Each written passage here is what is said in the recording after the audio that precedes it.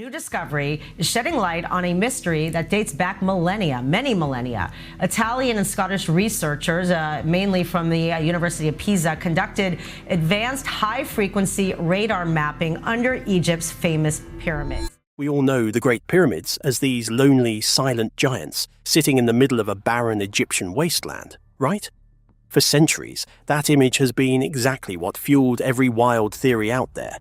Because looking at those 2 million stone blocks today, the math just doesn't work. But here's where it gets interesting.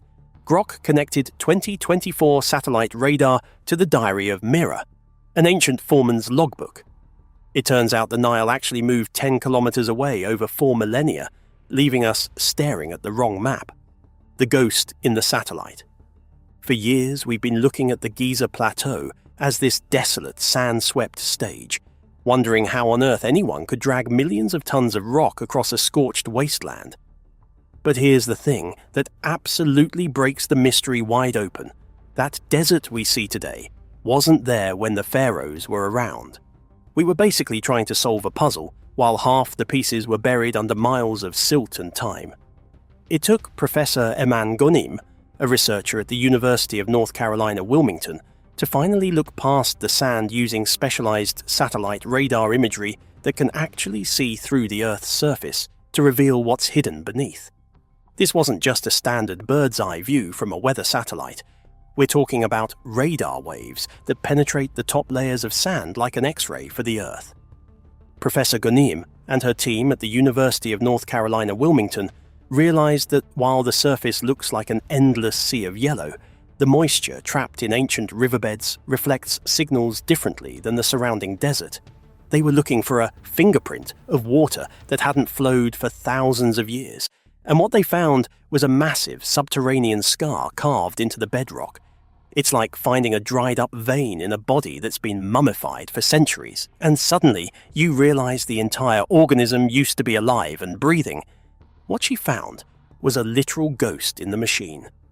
Beneath the modern Egyptian farmland and desert crust, there's a massive, extinct branch of the Nile that stretches for 64 kilometers. They've named it the Ahramat branch, which is Arabic for pyramids, and for a very good reason. When you overlay the map of this lost river with the locations of the pyramids, everything clicks into place in a way that's almost startling. It turns out that 31 different pyramids, including the Great Pyramid of Giza, weren't just randomly plopped into the sand. They were all built right along the banks of this massive waterway. Think about that for a second, because it changes the entire narrative of impossible labor.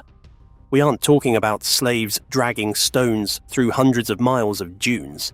We're talking about a thriving, waterlocked port system where the Nile did all the heavy lifting. The ancient Egyptians were master navigators, and they built their monuments exactly where the highway was widest. It's wild to realize that our modern view of the Sahara as a barren void actually blinded us to the reality of the Old Kingdom, which was a lush, water-rich empire where the desert was the exception, not the rule. Imagine Giza not as a graveyard of dust, but as a bustling waterfront hub. The Nile used to flood predictably every year, turning the valley into a network of interconnected lagoons and deep water channels. This wasn't just a lucky coincidence. The pharaohs specifically timed their massive stone shipments to coincide with these high water marks, using the natural power of the river to float massive granite barges right to the foot of the construction ramps. It was the ultimate work smarter, not harder strategy on a civilizational scale. If you were building a monument that you wanted to last for 10,000 years, would you tuck it away in some inaccessible corner of the sand? Or would you put it right at the busiest port in the world, where everyone could see it? The radar data shows that these pyramids even had dedicated causeways that led directly down to the riverbanks, essentially acting as private docks for the construction materials. It's a complete shift in perspective. Instead of a miracle of divine intervention or aliens, we're looking at a massive, well-oiled naval operation. But while the river provided the physical road to move the stones, we still needed something else to confirm the human side of the story. We needed the driver's logs to tell us exactly who was on those boats and what they were thinking. And in 2013, in a remote cave by the Red Sea, we finally found them. The Diary of Mira. So we finally have the road, that massive ghost river beneath the sand, but the road is just an empty path until you find the people who actually drove on it. In 2013, archaeologists were exploring a remote limestone cave at Wadi al-Jarf near the Red Sea when they stumbled upon something that shouldn't have survived 4,500 years. It was a collection of papyrus scrolls, and among them was the Diary of Mira, which is actually the only first-hand account of the Great Pyramid's construction ever discovered. This isn't some mystical religious text or a pharaoh's propaganda. It's a gritty, day-to-day logistics ledger written by a middle manager named Mira, who was leading a crew of about 200 elite sailors. It's actually incredible that these documents survived at all. Pierre Tallet, an Egyptologist at Paris Sorbonne University, found them tucked away in man-made caves that the ancient workers used to store their boats during the off-season. When the team unrolled the papyrus, they weren't looking at myths. They were looking at a spreadsheet from 2550 BCE. Mira's logs are so specific that they even mention the names of his crew members and exactly how much grain and beer they were paid. This wasn't a build it and they will come situation. It was a high-pressure government contract. According to the Smithsonian, these sailors were the Navy SEALs of the Old Kingdom, traveling hundreds of miles from the Red Sea to the Nile just to ensure the highest quality limestone from the Tura quarries to reach the pyramid site on schedule. You can almost feel Meres' stress through the ink as he tracks every single delivery to make sure his crew didn't fall behind. Here is where Grok really starts to pull the curtain back on the how. By cross-referencing Meres' specific daily logs with the satellite data of the Ahramat branch, the whole operation transforms from a mystery into a high-stakes corporate deadline. Mera describes, in tedious detail, how his crew would load up massive blocks of fine Tura limestone and then sail them downriver to the Giza Plateau. When you look at the dates he recorded, they align perfectly with the high flood season of the Nile, confirming that they were using the river's peak power to float these multi-ton stones directly into the harbours that the radar just recently rediscovered. It's a level of synchronization that feels modern because it basically was. These weren't unorganized masses or forced laborers being whipped into submission. Mira's logs show that these were highly paid, specialized logistics experts who were eating well and being managed with extreme bureaucratic precision. Think about the most complex project you've ever had to manage in your life, whether it was a business launch or just a chaotic move. Now imagine trying to coordinate that same level of detail with 20,000 people and absolutely zero computers. It's mind-blowing when you realize that the state machine of ancient Egypt functioned exactly like a modern-day logistics firm, just with papyrus and water instead of Excel and trucks. The uncomfortable truth here is that we kept looking for aliens or magic because we didn't want to admit that humans are capable of this kind of staggering precision when they have a functioning river and a centralized economy. We've spent centuries mythologizing the pyramids, but Mera's ledger proves that they were built by guys who were just trying to hit their quarterly targets and make sure the limestone arrived on time. This ledger also reveals a staggering level of infrastructure that we completely overlooked. Mera doesn't just talk about the boat trip, he references the Rocher Khufu, which was a massive administrative hub and port at the base of the pyramid. Grok's analysis of these records shows that this wasn't just a construction site, it was a temporary city. There were specialized bakeries, tool sharpening stations, and a literal army of scribes who did nothing but track the weight of stones and the distribution of rations. Every block had an ID tag painted on it in red ochre, marking which gang of workers moved it and where it belonged in the structure. It's a level of industrial organization that we usually associate with the 19th century Industrial Revolution. Yet here it was, humming along in the desert 4 millennia ago. It proves that when you have a predictable river like the Aramat branch and a workforce that is actually invested in the project, you don't need magic. You just need a really good manager. But even with a river to move the stones and a logbook to track the progress, there's still one piece of the puzzle that feels like it defies human logic. The alignment of these massive structures to true north is so precise that it's almost eerie, and for a long time, we couldn't explain how they hit those marks with just primitive tools. That is, until Grok started looking at the sky exactly as it appeared 4,000 years ago. The precision gap. If you took a modern compass out to the Giza Plateau today and tried to align a simple wall to true north, there is a very good chance you would miss the mark by at least a few degrees. It's actually surprisingly difficult to do. Yet, the Great Pyramid is aligned to within 0.05 of a single degree. That is so incredibly accurate that it's almost frustrating to think about, and it is exactly where the wild theories about lost high-tech machinery or alien lasers usually start to take root. We look at that 0.05 degree gap, and we think there is no way a guy with a copper chisel and a piece of string could ever pull that off. But here is the thing that Grok highlighted when it analysed the actual physical evidence left behind in the quarries. The real advanced technology wasn't a physical machine at all. It was actually the software of human social organisation.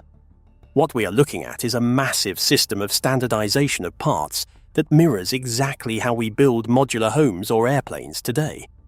According to the research papers published in phys.org, the discovery of the Ahramat branch didn't just explain how they moved the stones, it explained why the workshops were positioned exactly where they were.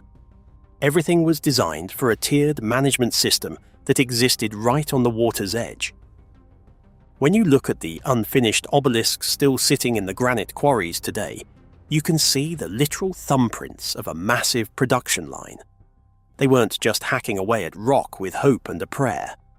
They were using a sophisticated system of quarry marks and grid lines that ensured every single block was essentially a prefab component before it ever left the ground.